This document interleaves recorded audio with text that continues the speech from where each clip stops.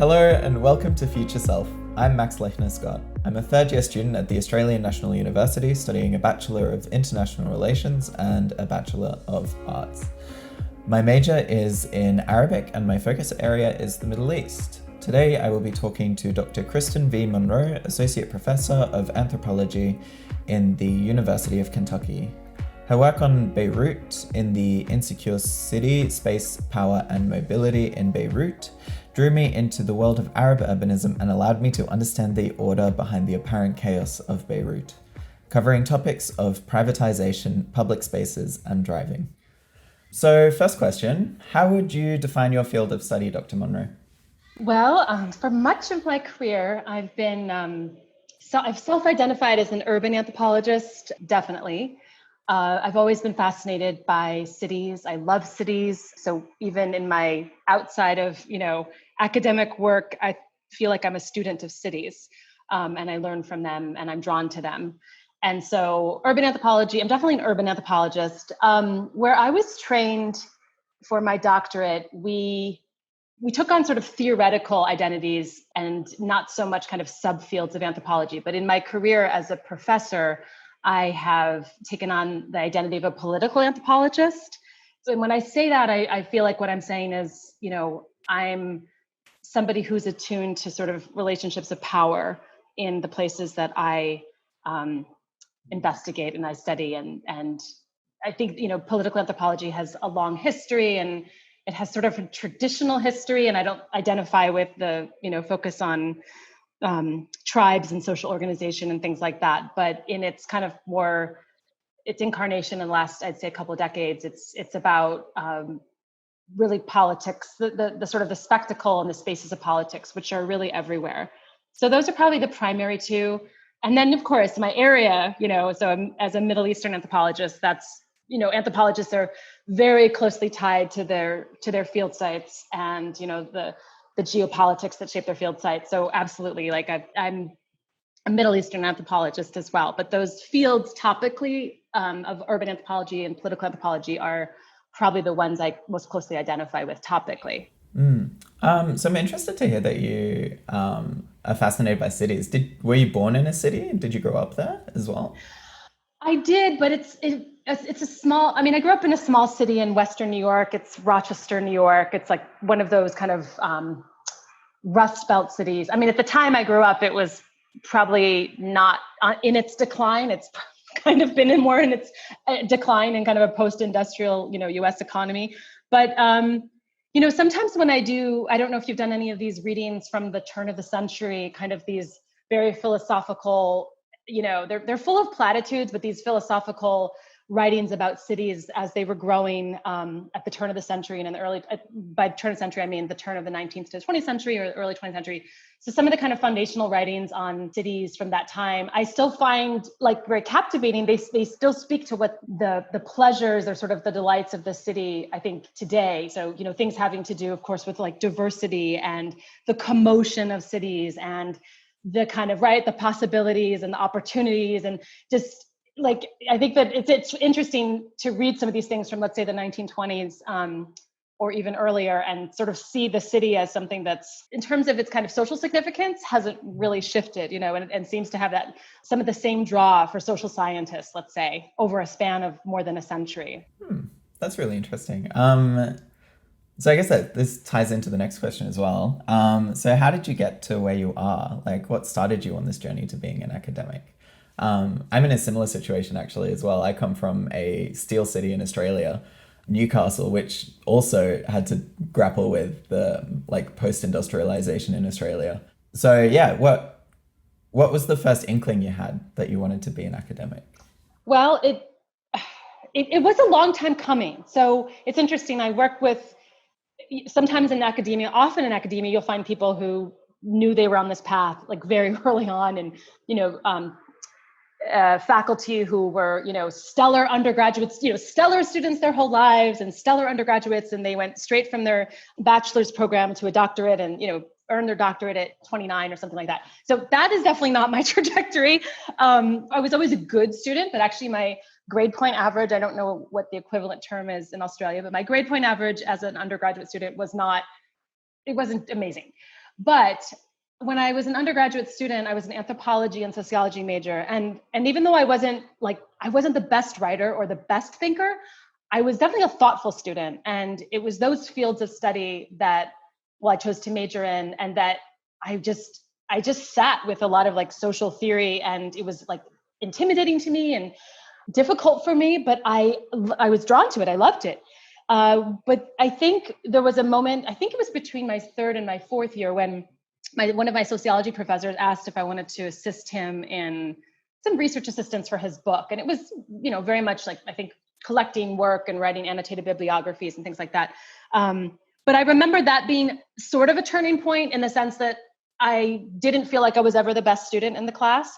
But when this professor, it's kind of a really cliche story, but when somebody actually singles you out in some way for your intellect, I mean, it can be a turning point, because that's when you take on this feeling of your potential.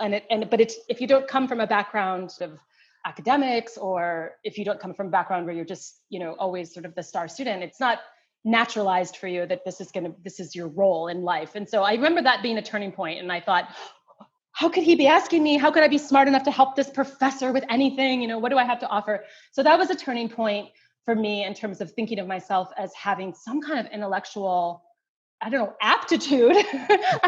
Not even a gift, but just an aptitude, ability. And then actually, in my final year of study as an undergraduate, I was study abroad. So most students will do it in their third year in the States as like what we call junior year abroad. But I did a semester abroad in Morocco in my final year. And I think that, even that just 1 year later, I think as a student finishing, it was I had maybe a little bit I was a little bit more mature. I was a little bit I was ready to kind of take on that experience in a certain way. So I would mark that also. My experience abroad is, of course, in Morocco. That was my first time or second time outside of the United States. And that was I was in the Arab world. I spoke French. I lived with a host family. I became really interested in Arabic and Islam. So that was a turning point. But to tell the truth, I wasn't ready to consider myself on an academic path at an age 22. And I worked for several years. And then I returned to graduate school as a master's student, doing a terminal master's. So I did a master's in Middle East studies. So I came back to my interest in that area of the world, but actually with a pre-professional plan. And I was preparing to probably work in government or non-governmental work. I was preparing to take the Foreign Service exam, and even got the booklet to study. And again, it were these interventions from educators. Basically, I had professors in my master's program who, suggested to me that I continue on for a doctorate. And it was, again, there's this kind of, those imposter moments, right? Where somebody says something to you and you're thinking, who, me? This, you can't be asking me. And, but those are really important interventions, they're really great moments in life. And those moments of having faculty whom I admired suggest to me that I think about doing a doctorate was sort of all I needed in a way. It was a push forward. So I continued on for a PhD in anthropology at Stanford from the master's program. So those two degrees were consecutive, but there was a space of reflection and a space of trying to figure out what was kind of unfinished for me. In the intervening years between my undergraduate studies and returning for master's, actually one of my closest friends asked me that question once, where I was struggling with, what's next? What should I do? And she asked me, well, what's unfinished? And, I remember that being like the question, right? And that's when I returned for the master's. But what felt really unfinished was being abroad and being in the Arab world and continuing my studies of Arabic and continuing to kind of go on this path of like cultivating kind of a deep knowledge and understanding of that part of the world. And I knew the answer to that question. I didn't necessarily know how I was going to answer it. But when she asked me that, it felt very immediate to me that was the direction I would head toward. Oh, that's really cool. So over the years then, how did you find out what you spent most of your time doing, and how has that changed from the beginning to the end? And also, what's your favorite part about what you do? Okay, so my favorite part is kind of easy, I think. My favorite part of what I do for my job, for my how I support myself and is, the creativity, like the autonomy and the kind of intellectual creativity that I'm allowed, that I like. It feels kind of like a dream come true, actually, in a way. I mean, to have the ability to support myself through work that I get to develop and I get to design is something really special, and something that, if it were sort of taken away from me by circumstance, I mean, I would miss a lot. I think that's something, and that's something obviously in the research part of my job, right? So our jobs as professors, at least, where I'm teaching at a research university, are divided into these three parts. They're divided into research, teaching, and then another part that's called service, which can be service that you're giving back to the department or also to like your field of study, globally or nationally or something like that. But I see that this kind of intellectual kind of creativity, it can go into each section, right? There's no part where it kind of gets cut off. There's, the mundane day-to-day runnings of a department and things like that. And there's work that has to be done that maybe doesn't fit the category of intellectual creativity. But yeah, I would say, I mean, that piece for me is something that I probably had, like I kind of, my earlier intellectual biography indicates, it's not something I imagined for myself. And I think it's, it really is a privilege, and I don't take it for granted. I think it's a real privilege. But as far as kind of the, let's say, maybe how I got, like where I was and what I've come to, trying to think of a good answer to that question. I mean, in some ways, there's a lot that remains the same, in the sense that, like, when you're developing research projects, you develop new projects and you become kind of the neophyte, once again, or you tread into kind of a new territory, whether it's a new field site or a new topic or a whole new research project. And it's, you become a new to it again, and you're kind of not back in the beginning, but you're back learning something, like you're reading new literature, you're asking new questions. And so that kind of act of discovery is something that, again, is part of that intellectual creativity, right? So it's something that is ongoing, and in some ways you're as rusty as you were at the beginning, in some ways, like even 15 years in, which is, I guess, probably what I would date. I think it was 15 years ago that I went into the field to begin my dissertation research.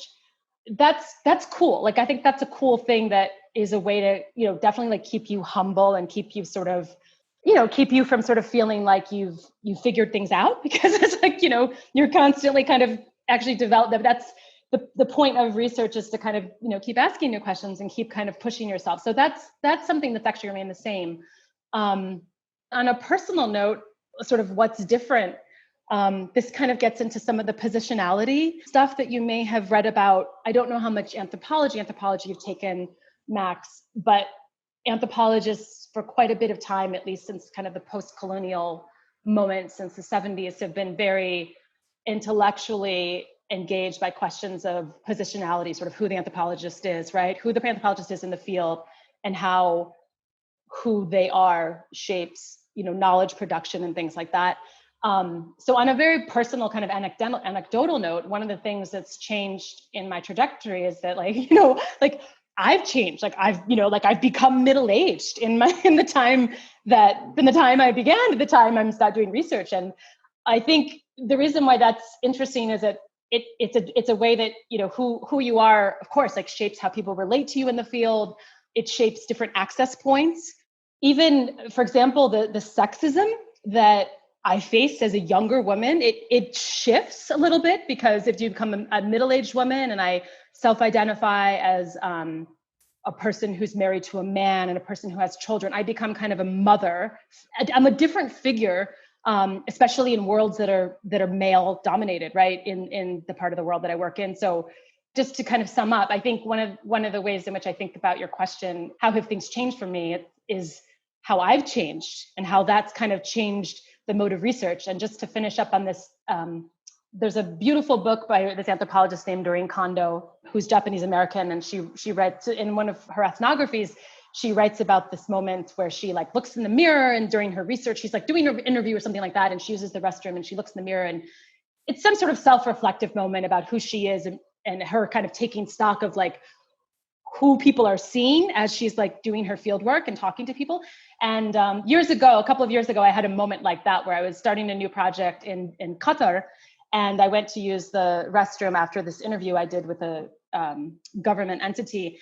And I was washing my hands and looking in the mirror and realizing, wow, I'm not the person that I was, 15 years ago. And the person that these people just engaged with is this person in the mirror, and that kind of fashioning of kind of who you are as a researcher is very much like informed by how other people see you, right? And how other people relate to you. So that's one of the things that's shifted, and it's been interesting to go with that. And in fact, in the new work that I'm working on with Syrian taxi drivers who drive between Syria and Lebanon, my aging into this middle-agedness is an advantage research-wise, rather than being younger or even younger and single, or you're read in different ways. And I think in anthropology, we take these seriously as these aspects of who we are. We take these seriously as ways in which, we want people that are reading our work to see how that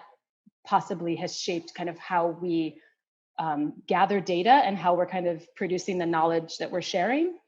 Long answer. No, it's really good. I find it really interesting. I've only ever studied anthropology sort of obliquely through my friends. And so essentially all of my friends study anthropology, and I really love it as a discipline. But yeah, it's interesting to hear these things. And what you were saying really ties in nicely to the next question as well, which is what, if any, setbacks did you experience getting to where you are today? How did you overcome them? I mean, especially in relation to the sexism, I think that's quite interesting to hear about.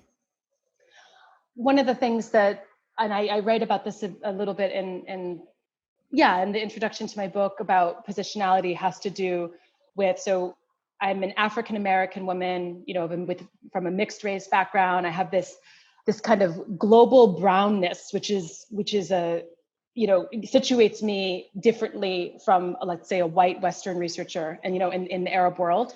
So I'm often interpolated, to use a term from this theorist Althusser, this French theorist. I'm often interpolated as, in Lebanon, for example, in the Levant region of the Middle East, I'm often read as from North Africa, for example, not as Lebanese. And then my accent, okay, she's not a native speaker. She must be from, so there's a way in which I'm situated within the region when I'm in the region, is kind of the point.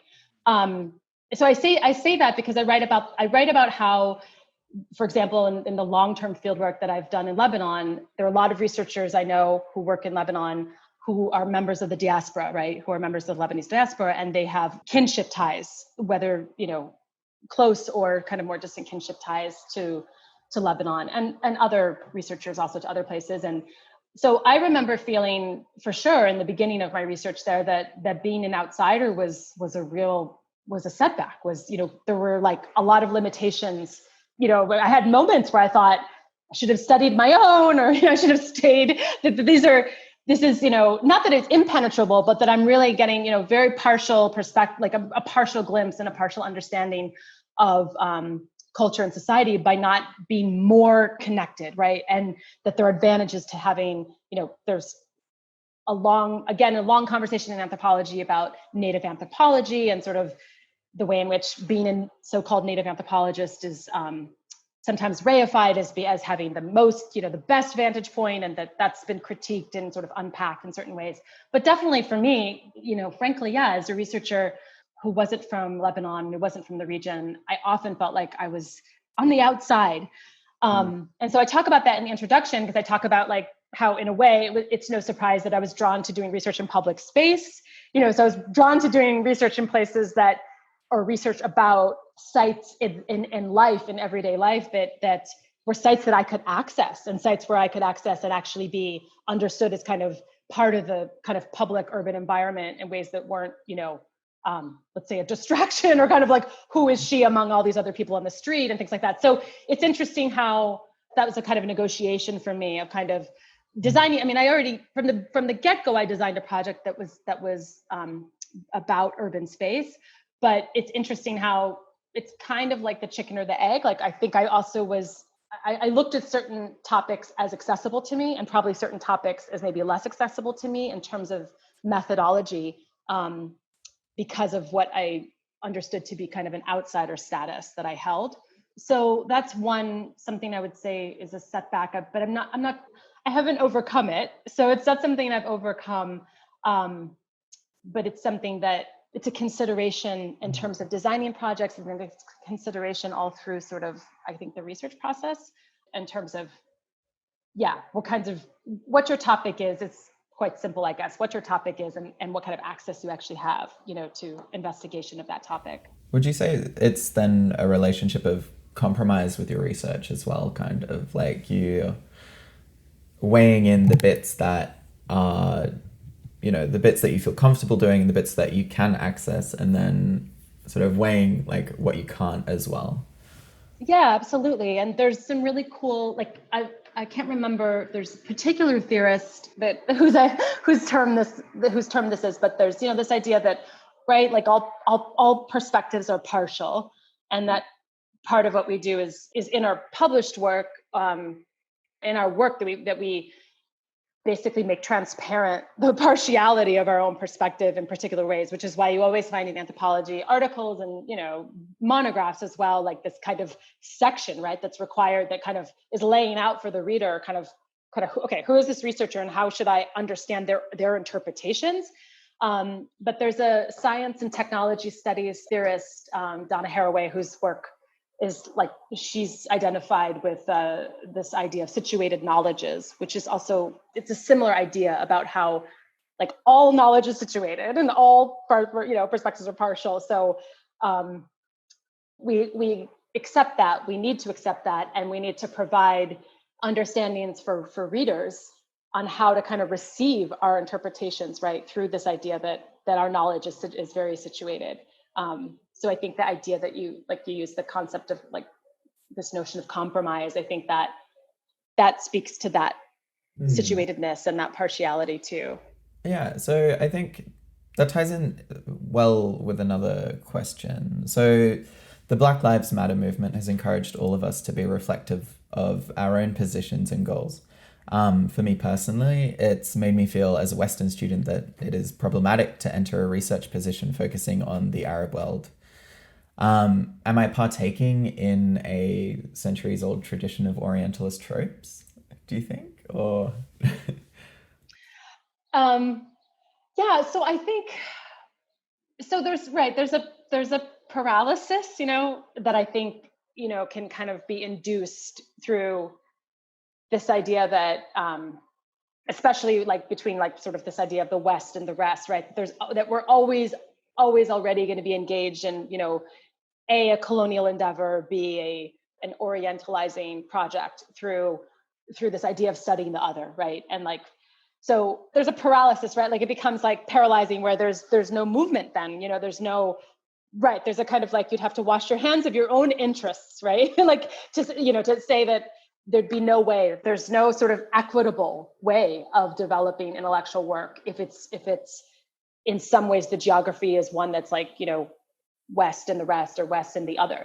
Yeah, so anthropology is, right, like this is a whole discipline that is literally, its foundations are founded, in the colonial project. And, we talk about these things a lot in anthropology seminars. So I think just as a kind of practical sort of how-to or a way to approach or a way to kind of maybe challenge or confront some of those politics, I think one of the ways that anthropologists have confronted these realities, right? These the realities of these inequalities between everything, right? Who gets to observe and who gets to be observed, right? Who gets to the gaze, right? The Western gaze, all of these things. One way is through what we loosely term engaged anthropology, but basically one way to, I think, approach research in, let's say, in the Arab world or another part of the world, or basically a marginalized or systematically oppressed group of people, is to approach projects through a very engaged kind of collaborative way. So to find out from people who live in a place, what their kind of needs are. So, I mean, their needs may be may not have to do with, articles and books or something like that, but they may have needs that have to do with shaping policies and shaping, what happens at the government level would be a specific way in which an anthropologist could actually give back to that particular group, or particular community. And that's one approach, I think, this idea of like, instead of approaching kind of a group of people or a community of people as sort of research subjects, thinking of them as research partners, and then finding out from these people, from this community, kind of like, what is it that you would want me like to do? Like, it could be what stories do you want to share? Which is not as, is not related so much to policy, but it could be, what is it about your own histories and your own lives that what stories do you want the world to know? So collaborative in that way, or collaborative in a way that's actually, like how could my research benefit, your community? And then like figuring out what those actual channels might be. That's certainly right. Like a much less exploitative way of going about research, right? That's not solely for the benefit of the researcher. This is not actually one of the areas that I'm like, this is not really an identity that I have, this is not, nobody would look at my work and say it's necessarily engaged. But I think that the work that I have done has felt authentic to the principle that I kind of mentioned a minute ago of like, what do you want the world to know that they're not hearing, right? About how things are working, let's say in Lebanon, or how the work I'm doing now with Syrian men across the Syrian warscape they're interested in telling a story about their experiences during the Syrian war. That's a story they don't think has gotten out, and so they're not using me as a mouthpiece, but the only reason they're willing to share their stories is because they want people to understand and have a more robust understanding and a more complex understanding, of Syria and Syrians and things like that. So I think my point is there's different ways I think of conceiving what engaged like research, what constitutes that. But I think basing research on principles of like being engaged and being collaborative and in different kinds of ways is definitely a way forward. I think that at some point I could see at some point soon us all, like that should be sort of a requirement, right? In some ways, like if you're going to produce scholarly work, of what benefit is this outside of the academy, for example, and there's more and more work that is defined the way I'm describing, but I imagine that I could see that this would become something that's actually will grow quite a bit and through different fields. So I'm not sure, this is something in anthropology and is very much at the forefront, but maybe not in other disciplines. Yeah, I think coming from an international relations background, it definitely feels like a bit of an afterthought, I've got to be honest, because I've only experienced it in this course that I'm doing right now in this semester, where we're calling into question, like, how is our research actually useful? So yeah, I think it's definitely not been, mentioned at all in any of the other subjects that I've been doing. So it's, very instructive, I guess, to hear that. And it's definitely something that I'm going to take into my own work. So on a slightly different note, as an openly and visibly queer student, what do you think the response would be from other academics and professionals in the field in regards to my identity? Could you share any experiences around queer identity, either from yourself or from your colleagues? When you say the field, do you mean in the region, or do you mean even like in scholarly fields of study? So I think both. Definitely seeing TV interviews in Arabic from the region. Even when there are scholars on there, they're very heated and can often be very personal. But also I think in the academic field as well, like, would I be taken seriously as somebody who identifies as non-binary? For me, again, I speak only from my discipline. Sort of that's my understanding of,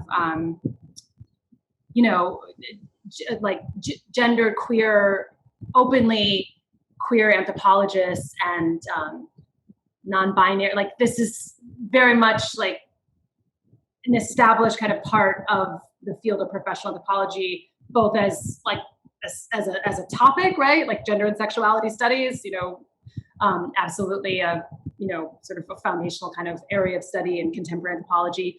But also there's a subsection. I know they changed their name recently, but there's a subsection in the American Anthropological Association that a lot of queer anthropologists I know belong to, and sort of have helped actually reshape in the wake of. I think it might have been termed feminist. Feminism was in the title, in the name of the subsection, and it's been renamed in the last maybe 5-10 years. There's absolutely a place, for you in the academy, and increasingly so. And there's increasing, like, certainly tolerance, but also, I mean, there's change, and there's change being made, and there's change being made by younger people, and younger scholars, which is great. This speaks to so many different things, having to do with, diversity and inclusivity, on campuses, including, obviously pronouns, and just making people, even, my age, just much more aware of the terms of debate and the terms of identity that are really meaningful and important for all of us to really be aware of, So I think, I'm sure that you're part of a generation that is pushing people who are part of my generation, to make these changes and to kind of update our politics, right? Like, so this has happened to me with teaching, and I remember I was teaching something related to gender just like 2 years ago, and my teaching assistant was like, this is a little bit out of date. This is a little bit like, I can't remember what it was. I think it was basically, there was a lot of binarism still coming through my kind of trying to teach an intro level class and trying to teach, against certain forms of discrimination. But she was seeing me kind of propping up certain kind of forms of binarism in my lecture slides or something like that.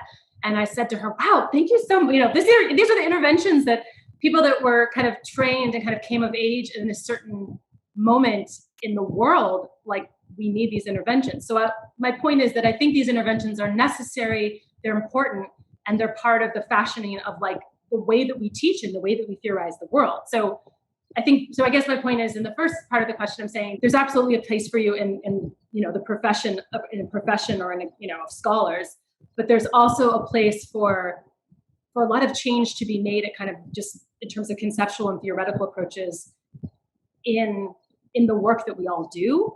And challenging kind of like a politics that's now 20 years ago, right? 20 years out of date, in the way that we teach about gender, and the way that we teach about sexuality, in the way in which we kind of broaden our sense of inclusivity and things like that. So I think there's so much work to be done, but I think we need these changes, right? Is kind of what I'm saying. We need society to change.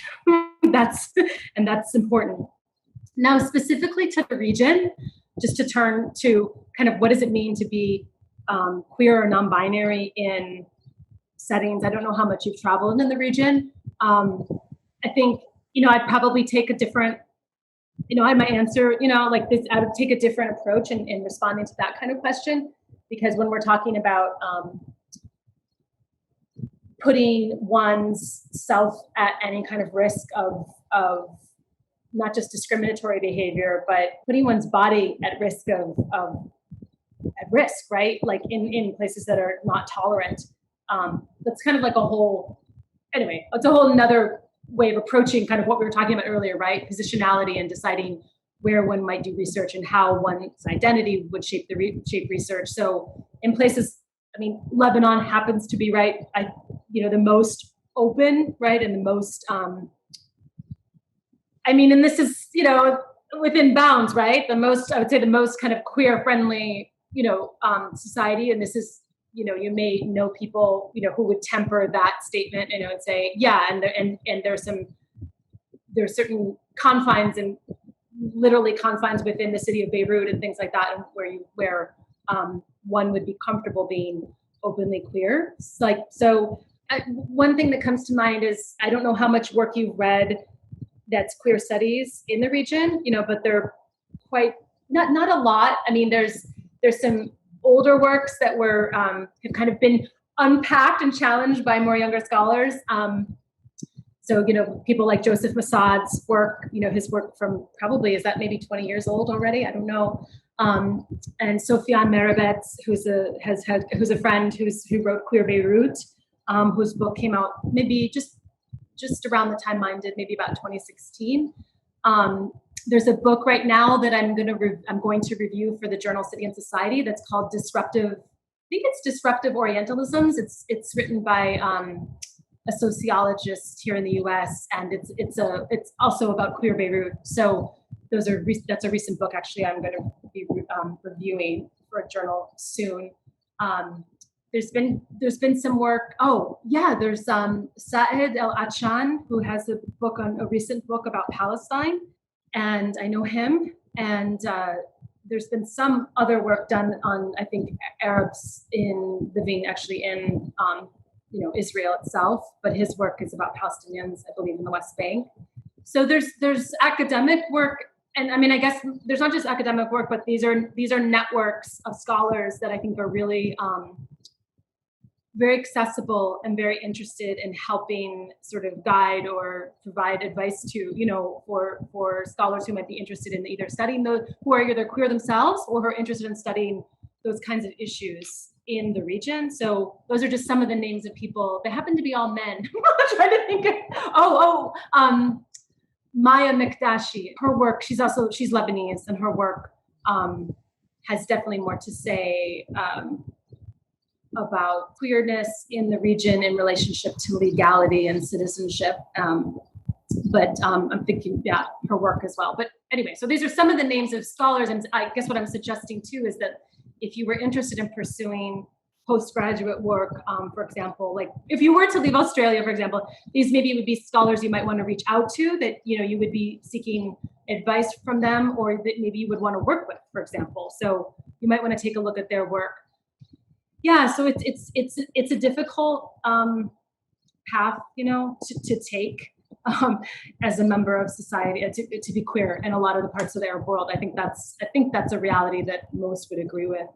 But I think, what else I'm thinking about, Max, is that given what's happened with the pandemic and how research is being transformed now, in the sense that we're all having to become virtual researchers, I think this is amazing, especially for younger people who are more adept in who are using social media, who are adept at social media. I mean, it's an amazing opportunity, because what's happening is digital ethnography and forms of virtual fieldwork are becoming the norm, and they're not going to be marginalized, and they're not going to be considered second best, perhaps anymore. They're going to be considered the forms of, legitimate forms of research. So this is to say that it may be possible more than ever, to do research on topics that are less visible and with people that are not visible publicly, right? Like there's some ethics around digital research, like absolutely. So I'm not saying, interview everybody you want over social media and WhatsApp, but I'm saying virtual research is going to become a more legitimate form of research. And that will give us all more access to the lives of people who are not visibly identified, right, in certain ways, who cannot, visibly identify. So that's one way to think about, for example, the pandemic, the kind of silver linings that we're all searching for. I think that there's a lot to be gained through research in these other mediums, including social media. There are other approaches, methodologically speaking, to developing research about these topics. And I think they're becoming more pronounced, obviously in the wake of the pandemic. That's a really exciting high note to end on. So there are so many more questions that I really want to ask you, but I guess I'll have to save them to, coming emails. Thank you so much for talking with me. It's been a pleasure to interview you and hear your perspective on these things. Okay, thank you so much, Max. Hello, this is Ivana Ho. I'm the producer of Future Self. I'm here with Max, fresh out of his interview with Associate Professor Monroe. So Max, did you find it helpful talking to her? Absolutely. It gave me so many insights on how I can structure my academic career and my writing. it really clarified a lot of things, especially when talking about things like my position as a Western student.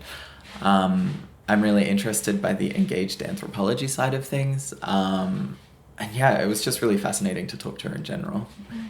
Was there anything that she said that, was unexpected to you about the path to where she got to and just academia generally? I think her her path in general I was really surprised as how sort of similar it was to mine. Like, I also am not a straight A student, even though I am planning to go into honours.